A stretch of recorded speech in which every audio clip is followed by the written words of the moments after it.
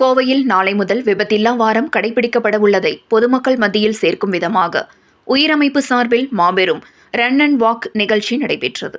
இதில் சுமார் 5000க்கும் அதிகமானோர் பங்கேற்றனர்.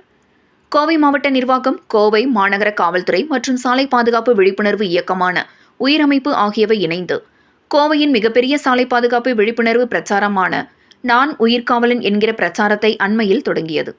இதன் மூலம் மக்களிடையே அதிக அளவில் சாலை பாதுகாப்பு குறித்த விழிப்புணர்வை ஏற்படுத்தவும், அக்டோபர் 6ஆம் தேதி முதல் 12ஆம் தேதி வரை கோவை நகரத்தில் சாலை விபத்துகள் ஏற்படாத வாரமாக மாற்றவும் பல்வேறு நிகழ்ச்சிகள் திட்டமிடப்பட்டுள்ளது.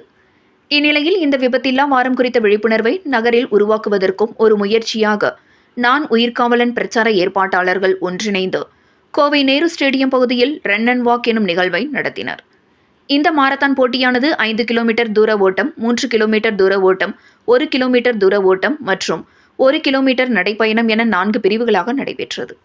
இதில் பள்ளி மற்றும் கல்லூரி மாணவர்கள், தன்னார்வ தொண்டு நிறுவனங்களின் உறுப்பினர்கள், காவல்துறையினர், NCC மாணவர்கள் மற்றும் பொதுமக்கள் என 5000க்கும் மேற்பட்டோர் கலந்து கொண்டனர்.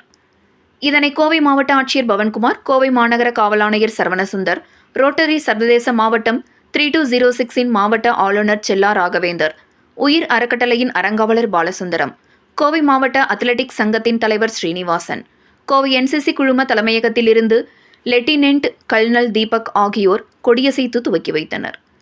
தொடர்ந்து கோவை மாவட்ட ஆட்சியர் பவன்குமார், மாநகர காவல் ஆணையர் சரவணசுந்தர் மற்றும் லெப்டினென்ட் கல்னல் தீபக் சக போட்டியாளர்களுடன் இணைந்து விபத்தில்லா கோவையை வலியுறுத்தி 5 கிலோமீட்டர் தூரம் ஓடினர்.